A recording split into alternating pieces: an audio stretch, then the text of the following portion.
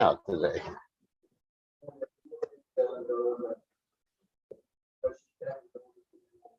Then I was getting it at 9, yeah.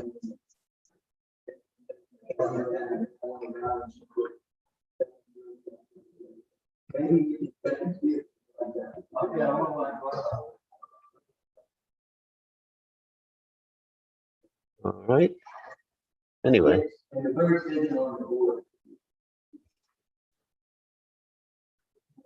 least I have my fans online. Right.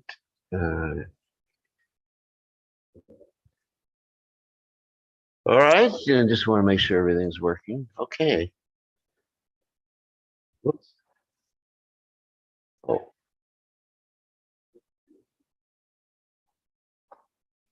Wait a second.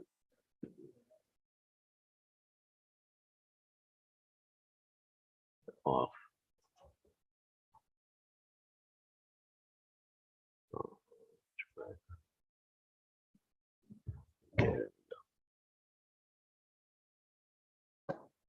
Anyway, where's Kelsey? She's sleeping. Okay. I guess we'll chant a little. Try to write about it, and then we will have a little class. It's raining out now.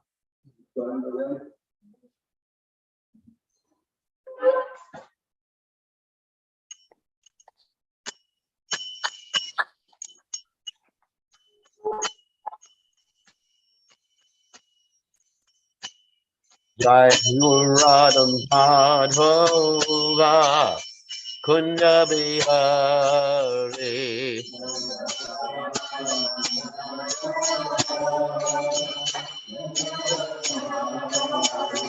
Jai Radham Madhava Kunda Bihari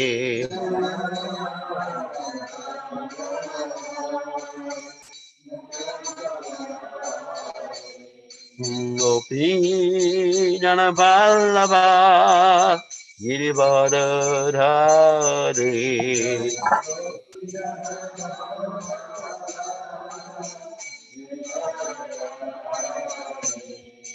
Gopi Jana Vallabha Girivardhari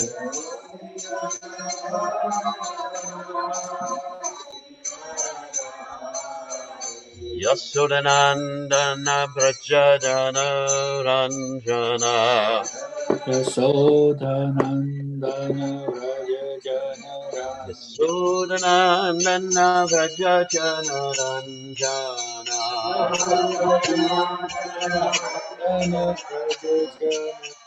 Yamuna Tirabhanachari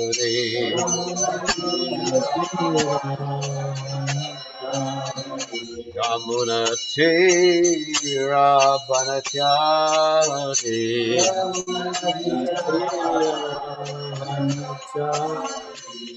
Jai Ho Radha Madhava Kunya Vihare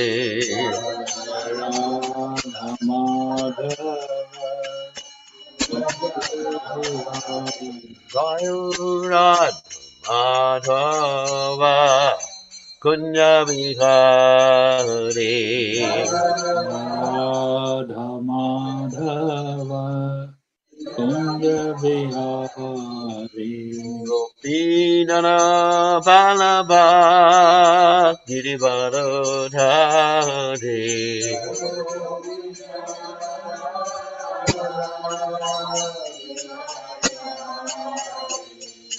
Gopijana Ballabha Girivardhari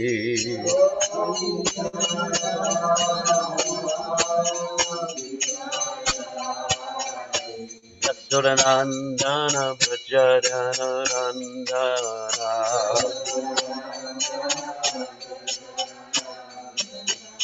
Madhunandana Braja Jana Ranjana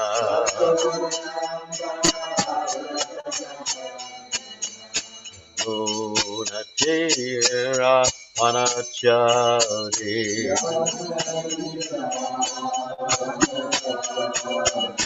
Yamunatira Panachari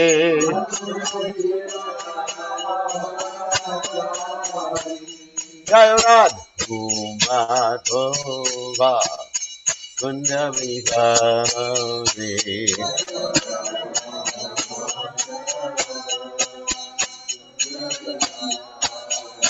Jayrad Umadhova Kundavihari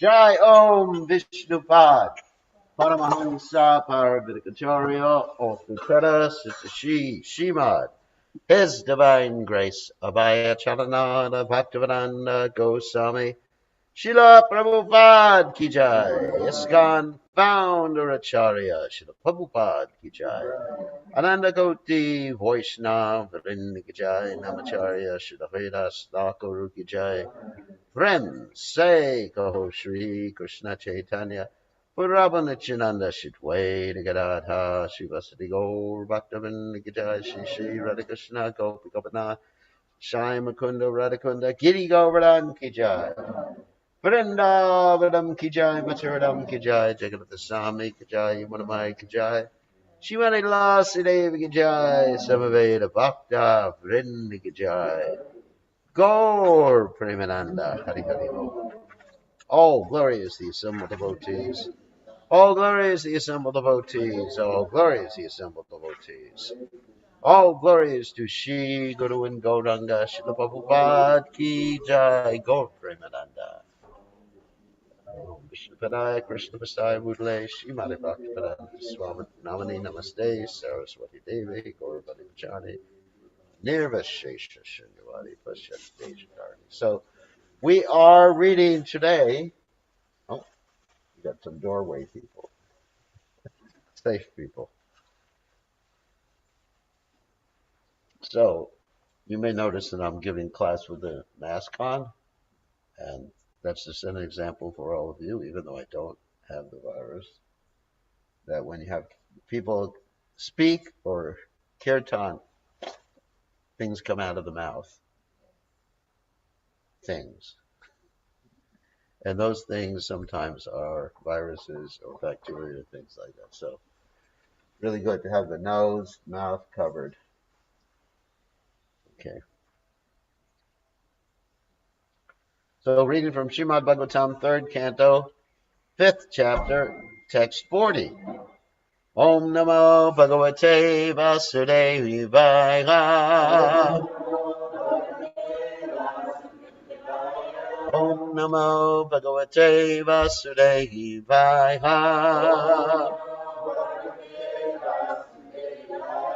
Om Namo Bhagavate Vasudevaya.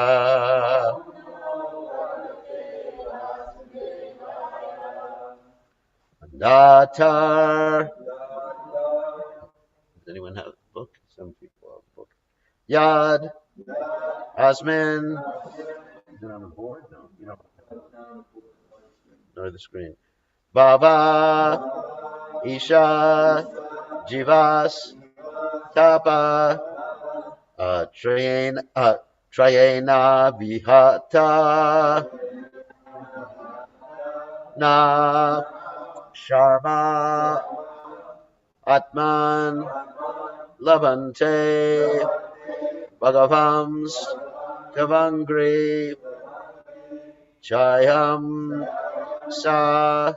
Vidyam. Ata. Ashrayema. Dattaryadasmin Babahishachivas.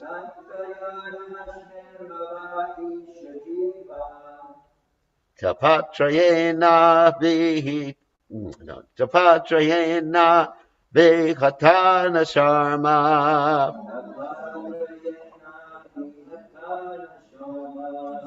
Atman Labante Bhagavan Stavangri. Chayam Savidyam Atashrayema. Tacharyadasmin Bhavahishachivas.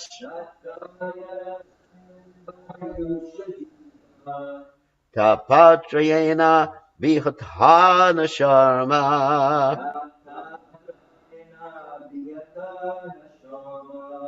Atman Labante Bhagavam Stavangri. Chayam Savidyam Atahashrayema.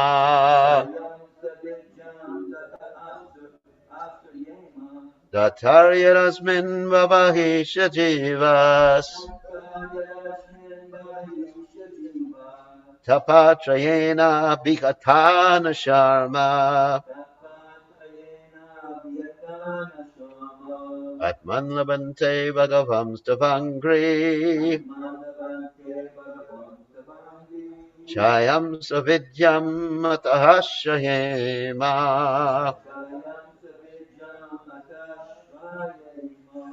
Okay, anyone?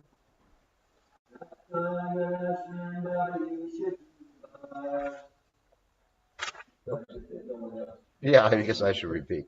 The Taryarasmin Bhavahisha Jivas. Tapatrayena Vihitana Sharma. Atman Labante Bhagavam Stavangri. Chayam Savidyam Atahashrayema. Okay, let's go. Dataha. Oh, Father. Yat. Because. Asman. In this. Bhave. Material world. Isha. O Lord. Jivaha. The living entities. Tapa. Miseries. Trayena. By the three. Abhihataha. Always embarrassed. Na. Never. Sharma. In happiness. Atman. Self. Labhante. To gain. Bhagavan. O personality of Godhead. Tava. Your. Angrichayam. Shade of your lotus feet. Savidyam. Full of knowledge. Ataha. Obtain. Ashrayema. Shelter. Translation. O Father, O Lord, O personality of Godhead, the living entities in the material world can never have any happiness because they are overwhelmed by the three kinds of miseries. Therefore, they take shelter of the shade of your lotus feet, which are full of knowledge, and we also thus take shelter of them. So you can repeat, O Father, O Lord, O personality of Godhead, the living entities in the material world can never have any happiness because they are overwhelmed by the three kinds of miseries. Therefore, they take shelter of the shade of your lotus feet, which are full of knowledge. And we also thus take shelter of them.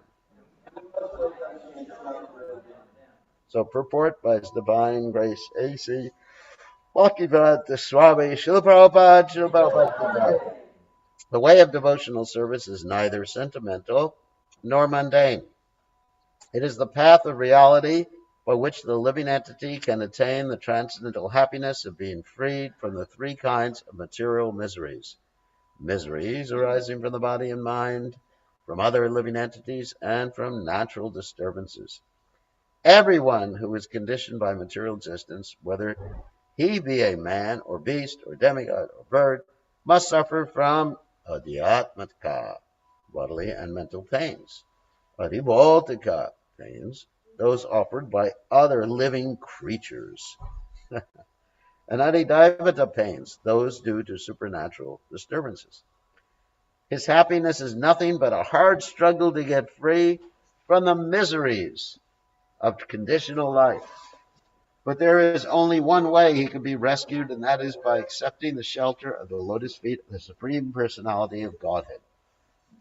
The argument that unless one has proper knowledge, one cannot be freed from material miseries is undoubtedly true. But because the lotus feet of the Lord are full of transcendental knowledge, acceptance of his lotus feet completes that necessity.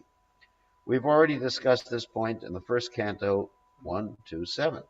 Vasudeva Bhagavati Bhakti Yoga Prayojitahat Janayati Ashu Vairagyam Jnanam Cha Yadahoitakam. There is no want of knowledge in the devotional service of Vasudeva, the personality of Godhead, that he, the Lord, personally takes charge of dissipating the darkness of ignorance from the heart of a devotee. He confirms this in Bhagavad Gita in the 10th chapter, text 10. Tesham satati yuktanam bhajatam pratipurvakam dadami buddhi yogam tam yenamam upayanti te. Empiric philosophical speculation cannot give one relief from the threefold miseries of material existence. Simply to endeavor for knowledge without devoting oneself to the Lord is a waste of time. So, Tatarayadasmin bhavahisha jivas tapatrayena bhigatana sharma atman labante bhagavam stavangri Chayam Sovidyam Matashrayem Ba. So, Om Gana Timidanda Shah Gadanshana Shlakeha Chakshur Unmeditam Yena Tasmai Shri Gurave Namaha. So we hear about this topic often, the threefold miseries. And I've heard about it like 10 million times. Miseries from the body and the mind, miseries from other living entities, and miseries from the rain. Anyway, from the material energy in general. So you got these threefold miseries. And then, but you wonder, why sorry to use the expression, H-E-double-L, has Krishna subjected us to these threefold miseries if he loves us? That's an interesting question. Because God loves us. And according to many Christian preachers, if you really are God conscious, you'll be rich, you'll have a nice wife or husband, as the case may be, or two wives or two husbands. But anyway, you have all, this is the gospel that's being preached by many churches today. And also by many Hindus today, too. We're not aloof from that. I mean, we referring to like Indian culture or people from India are not aloof from that. That if you please the Lord, it's a prosperity gospel. Then everything will go well. Look at me with, anyway, not me because I'm a sannyasi, but I'm just making believe that I was a preacher, up there with a trophy wife, not me, of course, but, on the pulpit, just like blonde hair, blue eyes. I'm sure you've seen that before, isn't it? Yeah. On television. And just like, wow, amazing. And he has a private jet. Just like the other day in the news, there, news means like internet nowadays. There was there was an article about everybody's private jets. So I was thinking, well, maybe I should have one too. Become a prominent guru in the Hare Krishna movement. So I was looking at all these private jets, and the people who had the best private jets were these preachers. I was thinking, I was in Memphis once, and I saw Elvis Presley's private jet. I was impressed, but wasn't so great. So this is the gospel that's being preached. And also, we have in Hinduism, we have, with Satyanarayan Katha and everything like that, which is very similar. That if you Om Jaya Jagadisha Hari, Swami Jaya Jagadisha Hari. Please give more money to me, Swami Jaya, and make my life wonderful. And so this whole philosophy that if you worship God nicely, then everything will go nicely in this world. And on the other hand, we have our statements like, what is it? Yashaham anagranami hari tadanam shanai. That, for those who I favor, I take away things that they're attached to.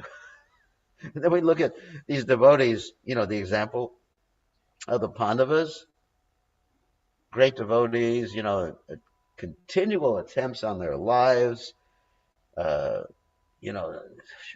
gambling matches, an attempt to disrobe their wife, Draupadi. I mean, what's happening here? In the Brihad Bhagavatamrita, you have Narada Muni going to various devotees, trying to find out who is the best devotee of the Lord. He goes to the Pandavas, Yudhishthira Maharaj, and he says, "You're the greatest devotees." And Yudhishthira Maharaj says, "No. How can we be the greatest devotees? And if someone just hears about us, they become discouraged from devotional service." And then ultimately goes to the gopis, and then Krishna just leaves them after being in Vrindavan for 16 years, and they're the greatest devotees, and the poor gopis are just left bereft, feeling separation for so many years. Oh my God. I hear about this and says, "Oh, I don't want to be a great devotee. I just want to, eat prasadam and be happy." I remember when I joined the movement years ago, that sometimes I saw devotees who were very austere, and I was told this is what happens when you get advanced in devotional service. You don't eat so much. You don't eat 3 or 4 times a day. You don't eat so many sweet bowls anymore. You don't stuff your mouth with pakoras. And I was thinking, I don't want to ever get advanced in devotional service. Take off my glasses. I think this is misery. So, what's happening? Why does Krishna do this to his devotees? Why does Krishna do this to everybody? The threefold miseries. Well, let me explain something about these threefold miseries. And let me explain something about happiness. Happiness is simply the cessation of the miseries for some time, because we have these big needs in this world, like hunger. Like right now, I'm thinking, because it's past my normal breakfast time, I'm thinking, I'm hungry. And, if I put the microphone to my stomach, it would give a class too. This particular, because it wouldn't be intelligible. So, you have this hunger, and I'm just thinking, when can I enjoy by eating? So then I'll go and eat, and then I'm not thinking of enjoying by eating anymore, unless I have some eating disorder, like bulimia. It's interesting, in ancient Rome, what they used to do is just stuff themselves all day long and to make themselves regurgitate and keep putting food in their mouth. What a life. So anyway, so the enjoyment, even the enjoyment, is based upon the cessation of the suffering. Just like this morning it was cold, put on my coat. Oh, it's so nice. I'm feeling all comfy. Or last night, it was a little cold. It's all right. I have a heater, but I don't like turning the heater on because it makes a noise. So I just pull the cover over my head and go, "Oh, this is so scrunchy," And then we all have that experience. Because we're trying to escape from the miseries. And that's our happiness. Or when someone falls in love, it's exactly the same thing. It's just miserable. It's funny. Or anyway, Lord Chaitanya gave that example too. Of course, he didn't give the same examples I gave, but he gave the example of the dunking stool. Where you put someone on. That was the way they used to punish people in America and in India. They would put people underwater, and for about 3 or 4 minutes until they were dead, almost dead, not quite dead. Bring them up, and they go. Try that sometime.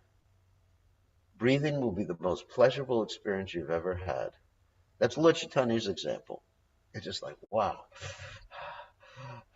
I remember, yeah, when I was in summer camp many years ago, we'd have this competition who could stay underwater the longest at summer camp. And then when I got up, I think I did 3 minutes. Yeah, this is before COVID.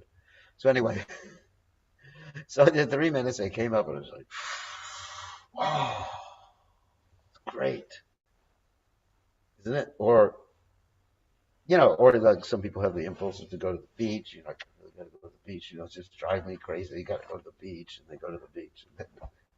Anyway, or it's cold out, they fly to the Bahamas. I mean, right now, the spring vacation, everybody flew to Miami. Not everybody. A lot of people flew to Miami just to get away from the cold during the university vacation, and they violated all the norms, and they're getting arrested, getting sprayed by the police with what is that? Pepper pellets. Yeah, I know. So it's kind of funny, but I'm not criticizing the police or criticizing the people who went there. It's just like that's material world. You got it. That's the happiness. And so you got the distress, and then you get the happiness to negate the distress. So the happiness is actually the negation of the distress. It's not a positive thing. So why is there so much distress? I mean, two reasons. One is that Krishna arranges it so we will seek real happiness. Krishna wants us to be happy. Krishna doesn't want us just like fooling around here, because even if, let's say, Krishna were to take away all the threefold miseries, like everyone was attractive and beautiful, like the heavenly planets, nobody got sick with the heavenly planets, then there still wouldn't be happiness. It would just be dull. Like even in the heavenly planets, let's take Indra, for example. He's a good guy. So he's in the heavenly planets. He has everything. You think, he's got it made. Yet, he sees sometimes a girl on the earthly planets, like Ahalya. You know the story of Ahalya? Gautama Rishi's wife. And he comes down. He risks himself, and has to get an organ transplant as a result of it. You think, he got everything. There's no real, I mean, there are miseries because you're thinking the demons are going to take over the heavenly planets. But really, it's not like here. There's no old age. There's no crying babies there. As soon as someone is born there, boop, full adult. Pretty cool, isn't it? No diapers, no nothing. So, anyway, sorry, mothers.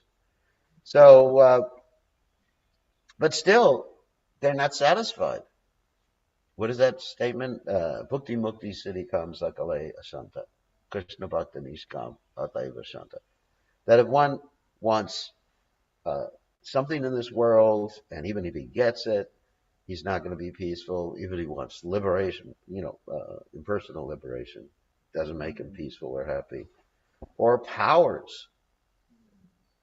Siddhi, a yogic person who has powers. I mean, just look at Durvasa Muni. I mean, he has a great personality, devotee, and everything like that. But he's called Durvasa because he has a bad temper. He has all these mystic powers. He can even fly to Vaikuntha, right? And yet, he gets angry at the drop of a hat. Someone drinks a little water when he comes to their house while they're taking a bath. He gets angry. Can you imagine? I go to visit someone's house, and while I'm at the house, can I take a shower before prasadam first? And they say, okay. So I go take a shower, and while I'm taking a shower, they drink a little water. And I get angry with them, and I curse them. And I try to kill them.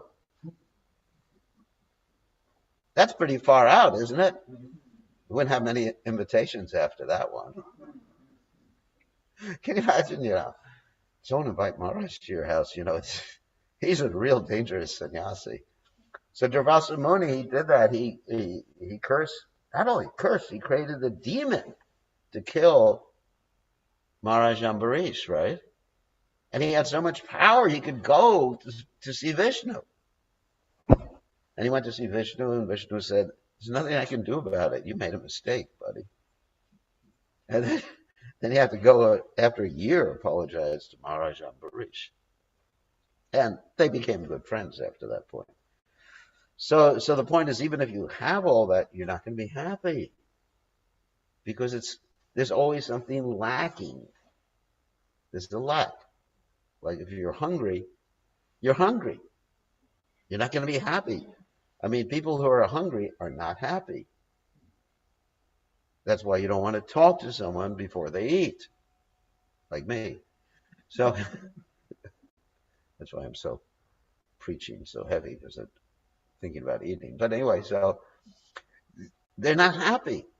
And when you feed them, they're happy. Oh, hello, Maharaj. Oh, blessings, blessings, blessings.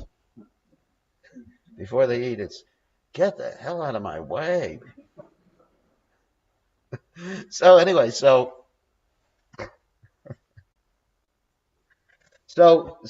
anyway, so the happiness, the lack that we're feeling, the hunger we're feeling is for Krishna. That's really important. So Krishna doesn't want to make us super comfortable like in the heavenly planets. You know, people are just Sakhama devotees. Demigods just generally Sakhama devotees. If everything was nice, Prabhupada said easy life and Krishna consciousness don't go well together. You got to have an impetus. You got to have a challenge like that to be Krishna conscious. So anyway, so that's one reason why there's the threefold miseries. And another point is that actually there are no threefold miseries because it's only due to attachment. Like the Buddhists say, misery, the material world's miserable, we agree. Misery is caused by attachment. And that's what we say too. When you're attached to something, it causes you misery. If your car gets smashed, I'm not miserable. You are. Because you're attached to it, even though you are not your car. Right? So it's your attachment. You know, just like we hear about people suffering in other parts of the world. Of course, we should feel compassion. But it's not the same as when one of our family members suffers. You know, it's completely different. It's because of attachment. And then, you know, because it's closer to us. Of course, if one's a devotee, it is the same. I mean, if one is an advanced devotee, then there's no distinction between family members and others. But that takes a lot of Krishna consciousness. But, so in other words, you give up the attachment, as the Buddhists say. The Buddhists don't have everything wrong. I mean, Buddha didn't have anything wrong. It's just the Buddhists have things wrong. So, like Lord Buddha says, you give up the attachment, and there's no suffering. That's simple. It's not that simple. Because the way the Buddhists generally prescribe giving up the suffering is through the Eightfold Path, but they don't talk about connecting with Krishna. So we can't give up the suffering. We can't get detached until we are attached to something else. Isn't it? Just like sometimes you see, like a child is hungry, the body is hungry, whatever. Body is hungry. Anyway, the child is hungry or whatever, you know, the stomach is grumbling. But the child is playing a video game. And he's immersed in a completely different world. That's what video games are. They're like simulations. I've seen that so many times. But not myself. I don't play video games. But I've gone to people's houses, you know, and the young boys, generally it's the boys. I'm sure some girls play video games, but generally it's the boys. They really get into these shoot 'em up, kill 'em type of things. And then now they have the goggles they put on, and they just go, and people forget about their hunger.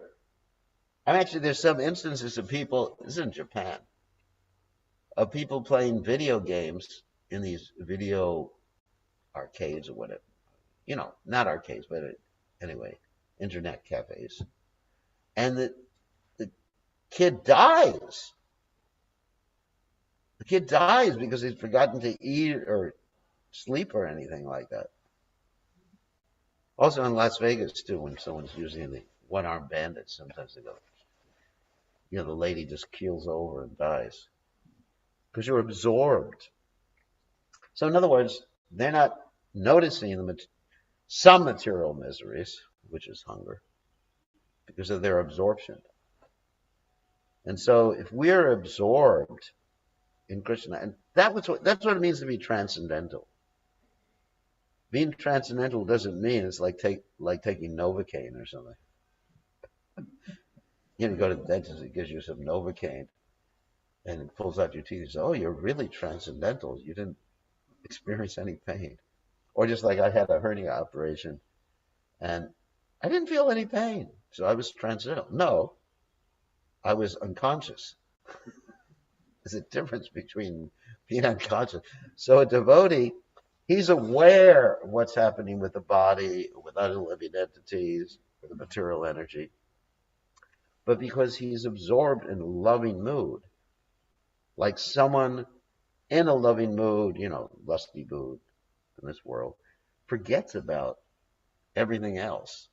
But because he's absorbed in a loving mood, and he has an internal life, a pure devotee has an internal life that's going on, like exchanging pastimes with Krishna and Rasa, bhav with Krishna and emotions, then what's happening here is like a video game, that he's playing a little bit to please Krishna.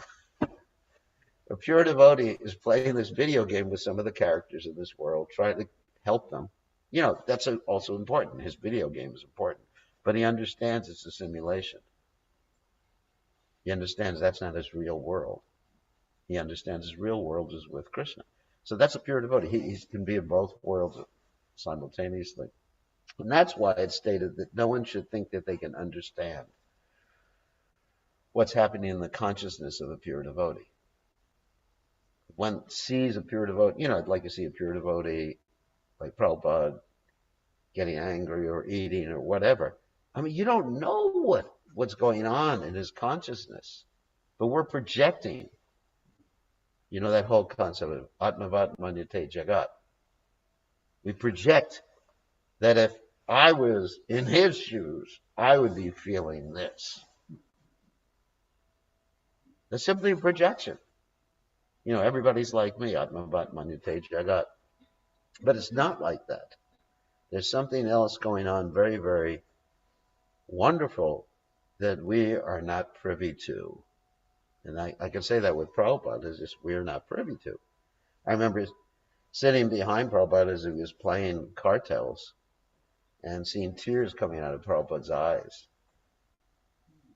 When I play cartels, I don't cry. I just think, when is Prasadam? I have to give class, and this is how I pay for Prasadam. My job. Anyway, but Prabhupada, so we really can't understand who Prabhupada is, what he was thinking of. Is just, but we can take shelter of him and try to serve him. So anyway, so that's all I'd like to talk about today. Threefold miseries, which is mentioned here, and we certainly experience these threefold miseries. And pure devotees like Queen Kunti pray for more of them. She says, Tatra Tatra Jagat Guru. Again and again, let them happen. Prabhupada was asked, should we pray for more of them? And Prabhupada said, no. Material world's miserable enough as it is. Don't go praying for more miseries. Krishna will arrange things to detach us from this world. Krishna knows what's good for us. He'll give us what we need. Okay, any questions or comments? Yes. That's an interesting question. Well, there is a solution. Should we cry for a solution? Well, give me an example of a misery right now, because I want to be specific.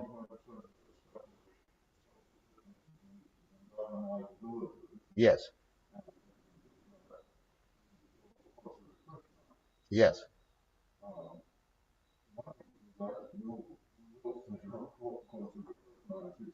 Yeah.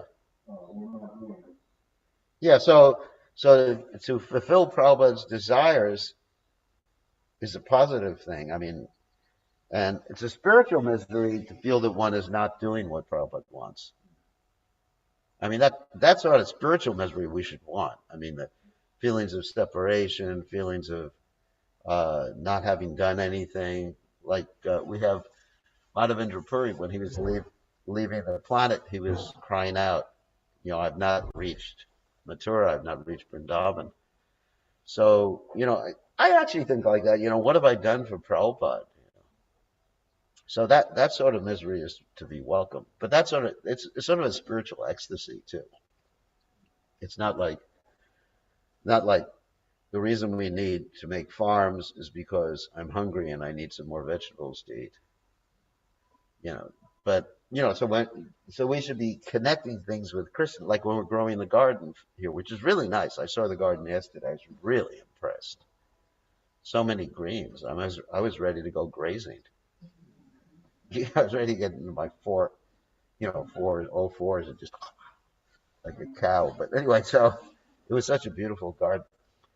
So when you're doing the garden, you could be thinking that this is pleasing to Prabhupada and carrying out Prabhupada's mission. And, so I think if we connect any of these things with Krishna and with Prabhupada and our mission, then it becomes a source of ecstasy. Even the misery, the lack of fulfillment of Prabhupada's desire, we should meditate on that. And I think that's great. That's great. And now, as far as personal miseries, that's an interesting point. That let's say I have a headache. I don't. But let's say if I have a headache, should I pray to Krishna for getting rid of the headache? Yes and no. So, because I can pray, Krishna, I want to serve you. Can you give me more facility for serving you? And this headache is impeding my service to you. But not, let me get rid of the headache so I can watch some more Bollywood movies tonight. I mean, it has to be, the motivation has to be for Krishna, and then we can pray for it. Or we pray for other people too. All the time we're praying for other people's spiritual benefit, other people's health. I heard that, Jayapataka Thakur is having some health challenge right now, so I'm praying for him. So I'm sure some of you heard about that.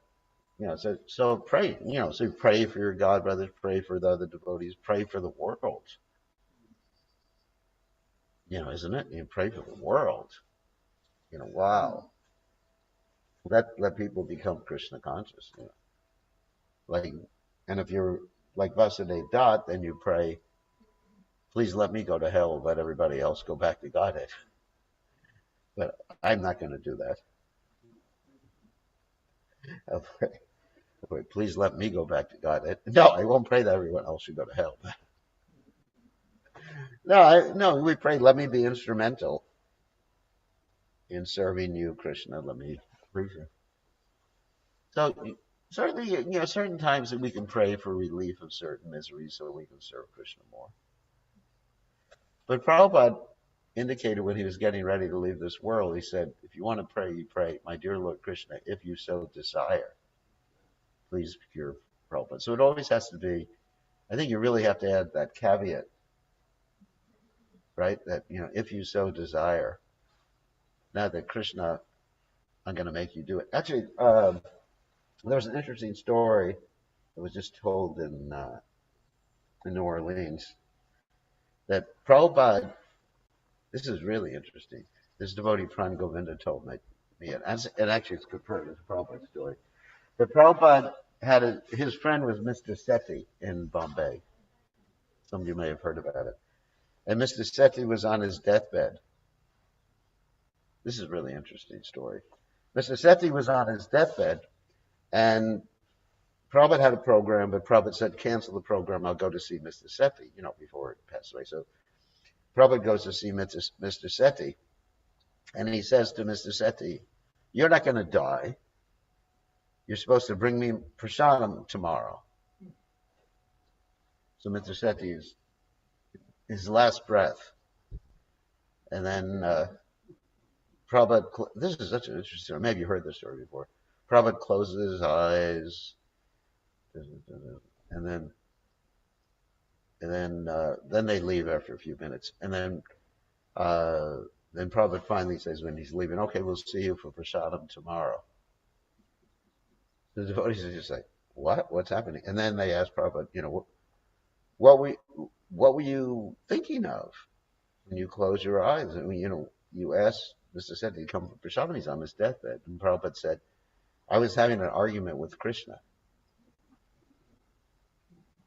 You know that and Prabhupada said, and I won.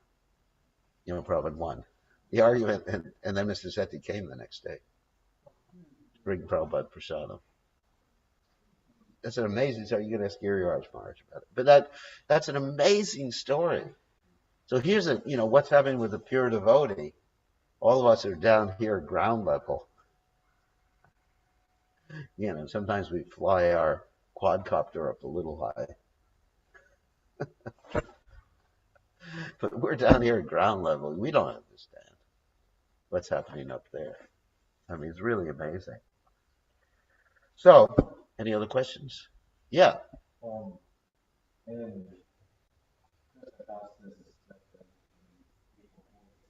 Yeah.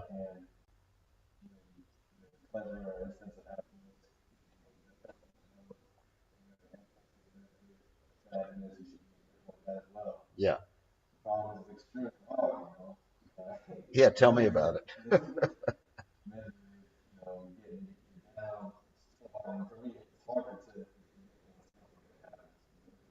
Yeah.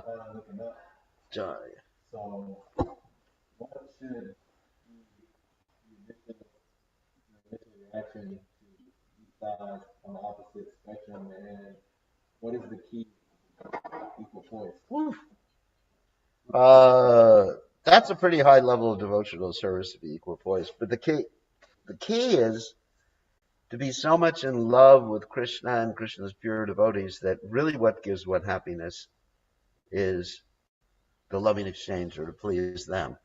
And so, in other words, it's bringing your consciousness to the level of what's happening at this ground level is not that important. Or as Prabhupada said, when you go up in an airplane, then the things on the ground become very unimportant. And I'll give you a personal example of that. When I was young, we used to fly an airplane, not a quadcopter, real airplane. And so sometimes my mother was really angry with me and giving me a lot of the threefold miseries. So we go up in the airplane, and my mother shrunk. That was that movie, Honey, I Shrunk the Kids or something like that. So you want to shrink, she could be on the ground waving her fist. Just who cares if a little ant is on the ground waving their fist?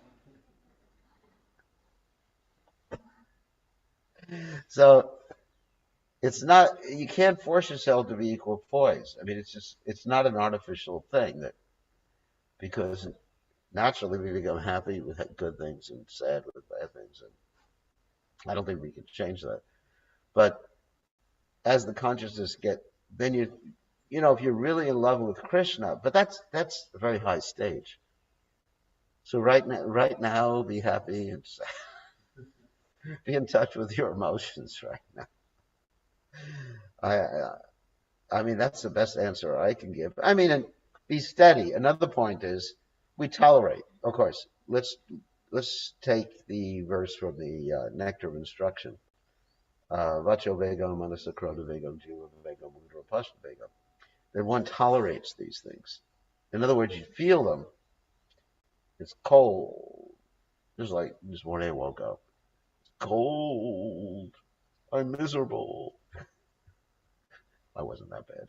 But anyway, and then I tolerated. Just like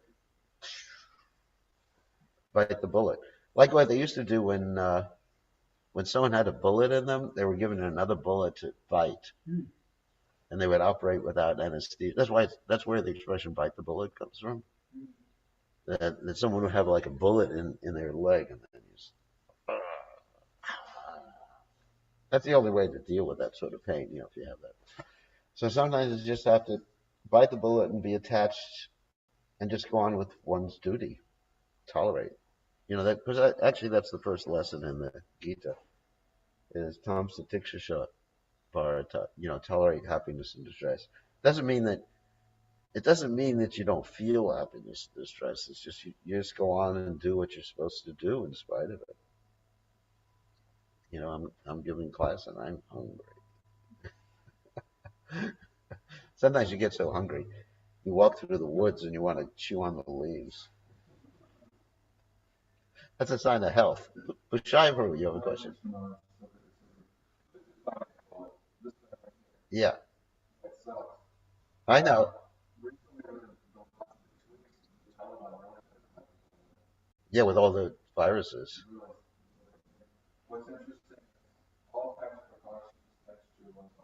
Yogi.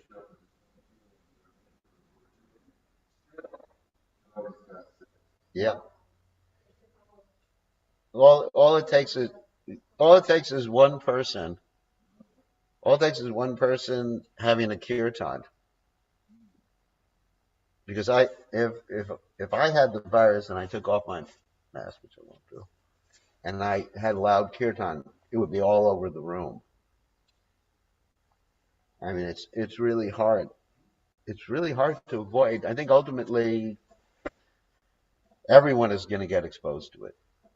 I think ultimately everyone in America, hopefully, people will have their immune system enhanced. You know what? One thing I saw, because I had it in the beginning, was that I usually take a lot of vitamin D, get a lot of sunshine. I'm taking like 2 or 3 oranges a day. So, minimal effects. I think a lot of the health problems in America are due to people having improper diets and lifestyle.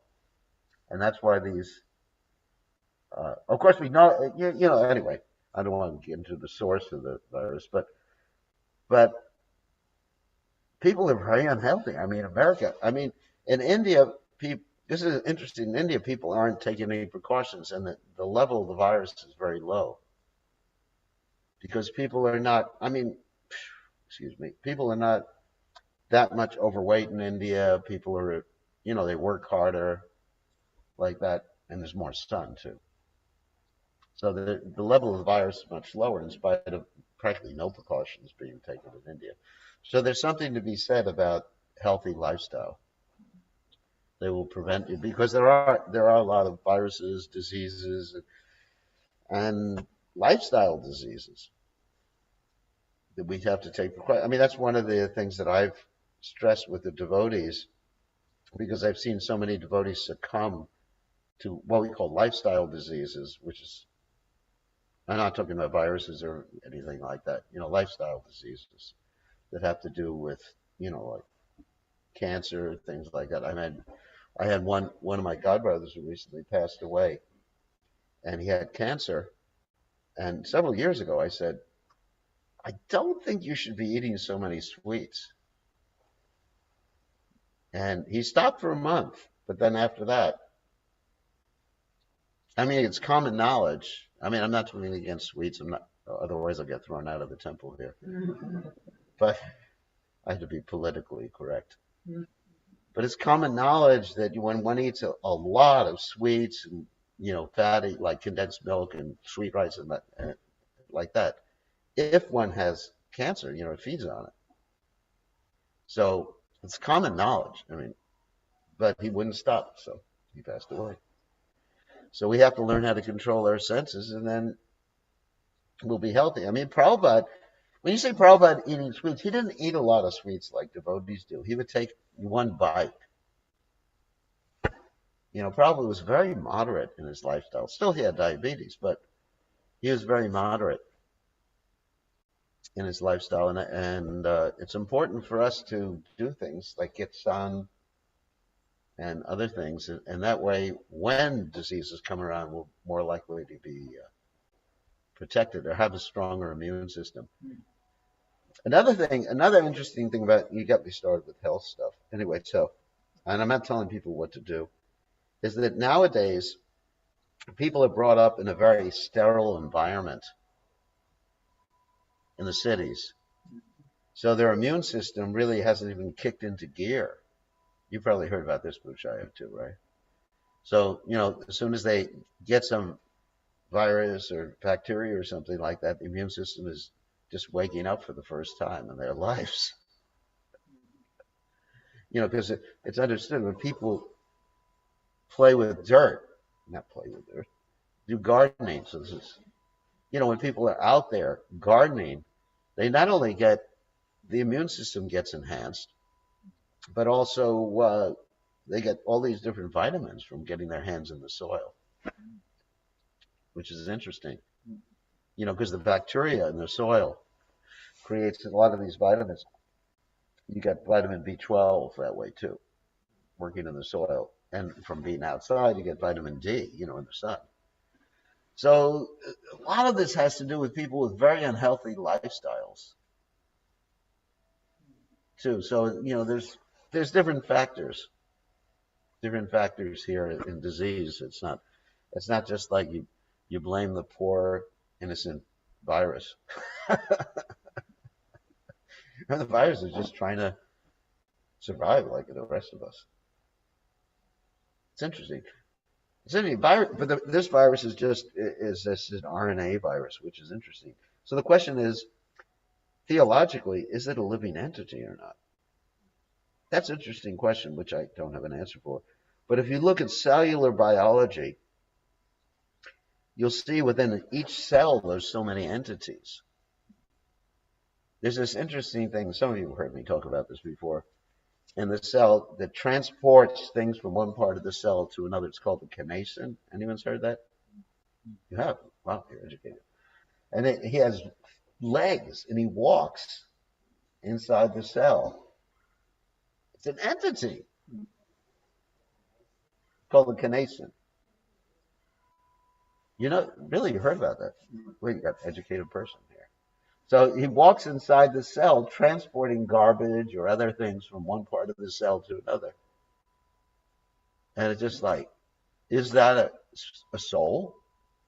I guess he has all the qualities of a soul, because if he runs into a block, he learns how to go around it. So life is so amazing. I mean, Krishna has created things in such an amazing fashion. There is no way that this could have evolved by chance. No way. I mean, the more you study science, which is actually my addiction, the more you study science, the more you become convinced there is God. Like the computer, I'm convinced that, there's Microsoft. Yeah. I mean, I don't know. I mean, these things are beyond my knowledge. What's happening there inside the cell. And there's all these machines inside the cell that are producing ATP, the powerhouse of the cell. It's just, wow. Krishna is so amazing what he's done. I mean, it's just like, wow, I can't believe him. He's unlimited. Okay. Uh-oh, more questions. Yeah, Beta.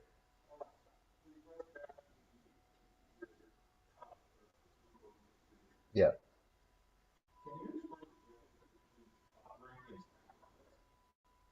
Suffering is sacrifice. If one is doing something out of love, that's not suffering. For example, let's say you have a baby. Here's another sannyas example. And the baby's diapers have to be changed. So if you somehow or other, if you convince me to do it, I don't know how you do it. You really have to give a big donation. So you convince me to do it, I would be suffering like hell. But the mother is doing it. It's a sacrifice, but she's not suffering. It's a sacrifice. I mean, she loves to do it. I guess, maybe, hopefully. So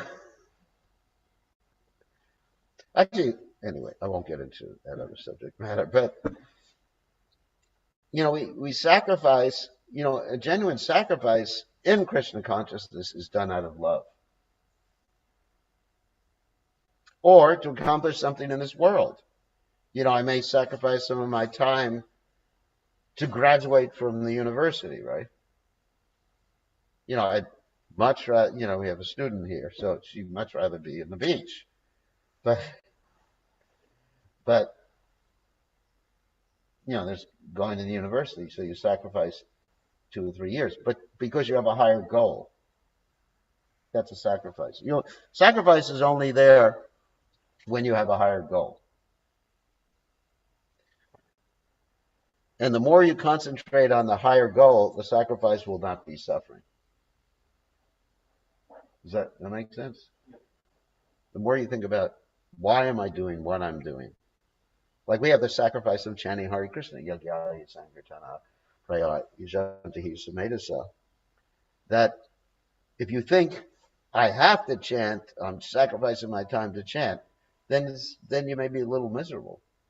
But if you're thinking I'm chanting because I want to please Krishna and I want to connect with Krishna, then the sacrifice becomes ecstatic. So sacrifices can be either happy or sad, depending on your motivation, why you're doing that sacrifice. Yeah, I think we have to. Oh, all right. One more question in the back.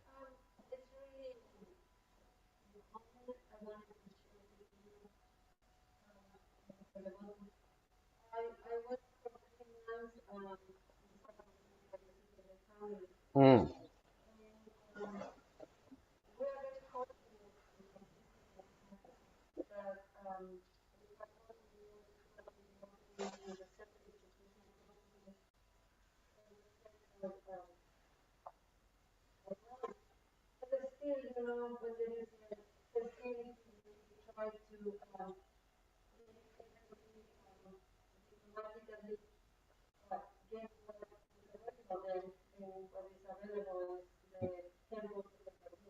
Mm.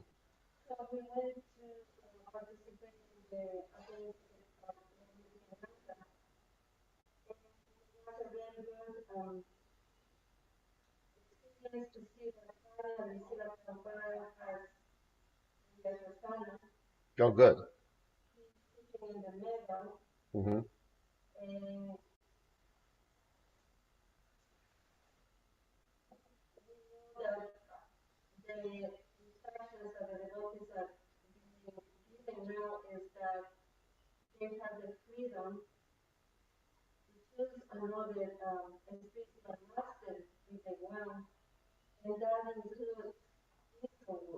Oh, very nice.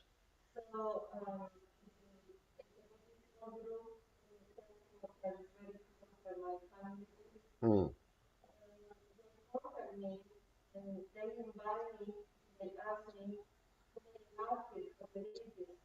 Mm-hmm.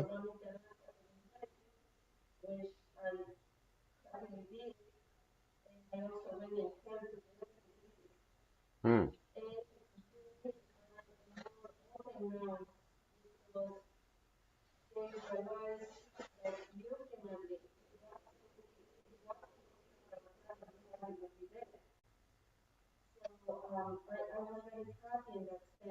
Mm.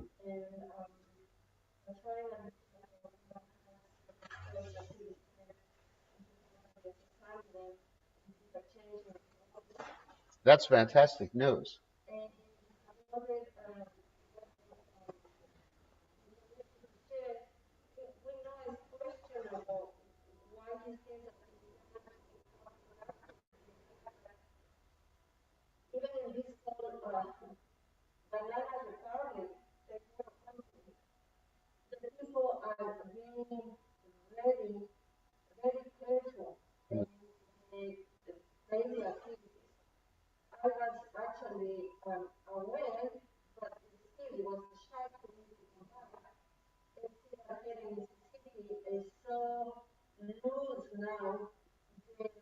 Mm.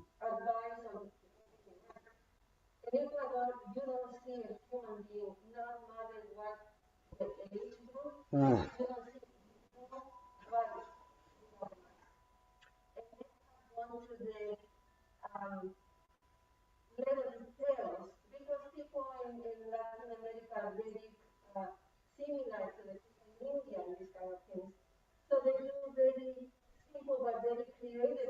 Mm. Mm.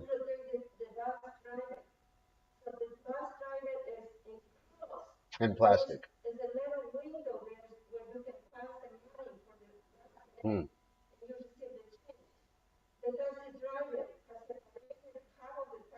Mm.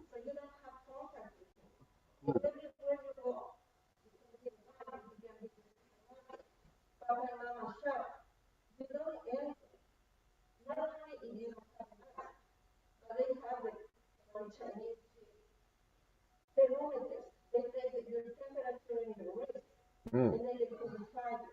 It's interesting.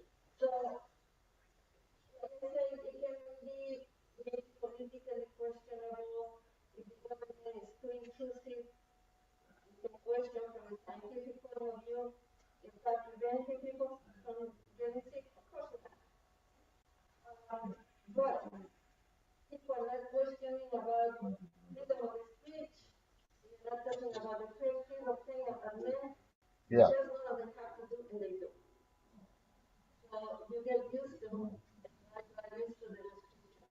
That's good. Yeah. So different cultures, different places, people act differently. Like in Japan, people wore masks before the virus, and you'll find even after this whole pandemic is over, people are going to be wearing masks. It's going to be part of the culture, I think. It's good. I mean, it's good. It makes people more attractive. You really can't see how ugly someone is. It's like everybody's wearing a burqa. Yeah. I mean, I mean, like every woman, all you see their eyes, and you don't see how ugly they are underneath. So that's a joke. And the men, you don't see their, I love it because you don't see the wrinkles or anything. I'm just going to continue doing it, just, and you don't have to shave that often. It's great. Anyway, that's just a joke. Okay.